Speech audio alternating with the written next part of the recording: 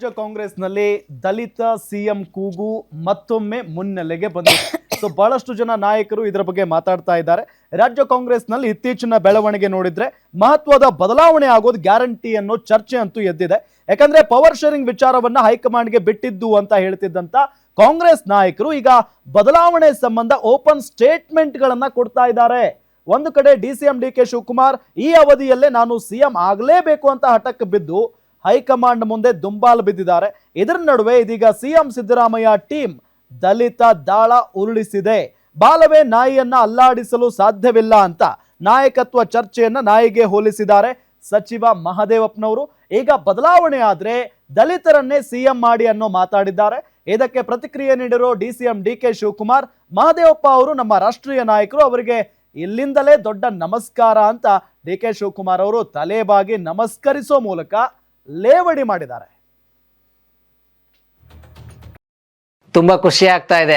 ಯಾಕೆಂದ್ರೆ ಇವತ್ತು ಎಷ್ಟೋ ಜನ ಮಹಿಳೆಯರು ಹೇಳ್ತಾ ಇದ್ರು, ನನಗೆ PCOD ಪ್ರಾಬ್ಲಮ್ ಇತ್ತು ಸರ್, ಥೈರಾಯ್ಡ್ ಪ್ರಾಬ್ಲಮ್ ಇತ್ತು ಸರ್, ಆರಾಮಾಗಿ ನಾನು ಸಣ್ಣ ಆದೆ ಸರ್, ತುಂಬ ಥ್ಯಾಂಕ್ ಯು ಅಂತ ಎಷ್ಟೋ ಜನ ಹೇಳ್ತಾ ಇದ್ರು. ನಿಮಗೆ PCOD ಪ್ರಾಬ್ಲಮ್ ಇರಲಿ, ಥೈರಾಯ್ಡ್ ಪ್ರಾಬ್ಲಮ್ ಇರಲಿ, 100% ನೀವು ಸಣ್ಣ ಆಗಬೇಕು, ಆರೋಗ್ಯದಲ್ಲೂ ಸಮೇತ ತುಂಬ ಚೇತರಿಕೆ ಆಗಬೇಕು ಅಂದರೆ ಪ್ರತಿದಿನ ನಮ್ಮ ಜೀನಿ ಸ್ಲಿಮ್ನ ಯೂಸ್ ಮಾಡಿ. ಯಾಕೆಂದರೆ ಜೀನಿ ಸ್ಲಿಮ್ಮು ಒಂದು ಉತ್ತಮ ಆಹಾರ. ಮುಖ್ಯಮಂತ್ರಿ ಸಿದ್ದರಾಮಯ್ಯ ಇದ್ದಾರೆ, ಇನ್ನೂ ಮುಟ್ಟಿಲ್ಲ.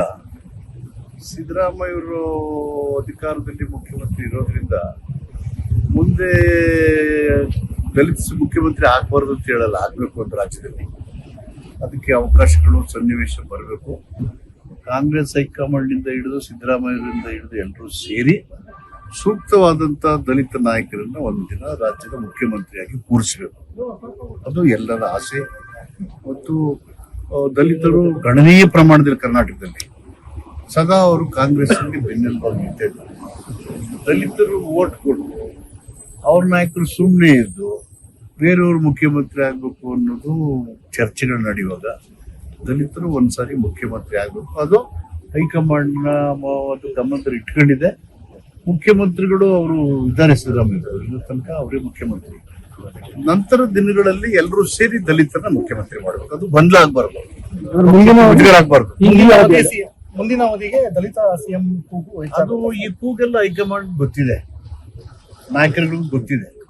ದಲಿತರನ್ನೇ ಕಾಂಗ್ರೆಸ್ಸಿನ ಬೆನ್ನೆಲುಬು ಅನ್ನೋದು ಗೊತ್ತಿದೆ. ಕಾಂಗ್ರೆಸ್ಸಿನ ಬೆನ್ನೆಲುಬು ಕಳ್ಕೊಂಡು ಪಕ್ಷ ಬಲವಾಗಿರಕ್ಕೆ ಸಾಧ್ಯ ಇಲ್ಲ. ಹೀಗಾಗಿ ಬೆನ್ನೆಲುಬನ್ನು ಬಲಪಡಿಸ್ಬೇಕು ಅಂದ್ರೆ ಆತರ ತೀರ್ಮಾನ ಆಗ್ಬೇಕಾಗುತ್ತೆ. ಒಂದಿನ ಆ ತೀರ್ಮಾನ ಬರುತ್ತೆ. ಡಿ ಕೆ ಶಿವಕುಮಾರ್ ಹೇಳ್ತಾರೆ, ಒಕ್ಕಲಿಗರು ಪ್ರಾಬಲ್ಯನೇ ಹೆಚ್ಚಿರುತ್ತೆ, ನಮಗೂ ಕೂಡ ಕೊಡ್ಬೇಕಾಗುತ್ತೆ, ನನ್ನ ಪ್ರತಿಫಲ ಸಿಕ್ಕೇ ಸಿಕ್ಕುತ್ತೆ ಅನ್ನೋ ವಿಶ್ವಾಸ ನನ್ನಲ್ಲಿ ಇದೆ ಅಂತ ಡಿ ಕೆ ಶಿವಕುಮಾರ್ ಪ್ರತಿಯೊಬ್ಬರಲ್ಲೂ ಆ ರೀತಿಯ ಅಭಿಲಾಷೆ ಆಸೆ ಇದ್ದೇ ಇದೆ. ಅದು ತಪ್ಪು ಅಂತ ಹೇಳಕ್ಕಾಗಲ್ಲ. ಇವೆಲ್ಲವನ್ನ ಹೈಕಮಾಂಡ್ ಪರಾಮರ್ಶೆ. ಅವರು ನಮ್ಮ ನ್ಯಾಷನಲ್ ಲೀಡ್ರು, ಅವರು ನಮ್ಮ ಲಾಸ್ಟ್ ಲೀಡ್ರು, ಇಲ್ಲಿಂದನೇ ಅವ್ರಿಗೆ ನಮಸ್ಕಾರ. ಅವರು ನಮ್ಮ ನ್ಯಾಷನಲ್ ಲೀಡ್ರು, ಅವರು ನಮ್ಮ ಲಾಸ್ಟ್ ಲೀಡ್ರು, ಇಲ್ಲಿಂದನೇ ಅವ್ರಿಗೆ ನಮಸ್ಕಾರ. ಅವರು ನಮ್ಮ ನ್ಯಾಷನಲ್ ಲೀಡ್ರು, ಅವರು ನಮ್ಮ ಲಾಸ್ಟ್ ಲೀಡ್ರು, ಇಲ್ಲಿಂದನೇ ಅವ್ರಿಗೆ ನಮಸ್ಕಾರ. ನಿಮ್ಮೂರಿನಿಂದ ವಿಶ್ವ ಮಟ್ಟದವರೆಗೆ ರಾಜಕೀಯ, ಸಿನಿಮಾ, ಸ್ಪೋರ್ಟ್ಸ್ ಯಾವ ಸುದ್ದಿಯೂ ಮಿಸ್ ಆಗಲ್ಲ. ಬರೀ ಸುದ್ದಿಯಷ್ಟೇ ಅಲ್ಲ, ಜೊತೆಯಲ್ಲೇ ಇರುತ್ತೆ ವಿಶ್ಲೇಷಣೆ. ಗ್ಯಾರಂಟಿ ನ್ಯೂಸ್ ನ ಸಬ್ಸ್ಕ್ರೈಬ್ ಮಾಡಿ, ಫಾಲೋ ಮಾಡಿ, ಕ್ಷಣ ಕ್ಷಣದ ಅಪ್ಡೇಟ್ಸ್ ಪಡೆಯಿರಿ.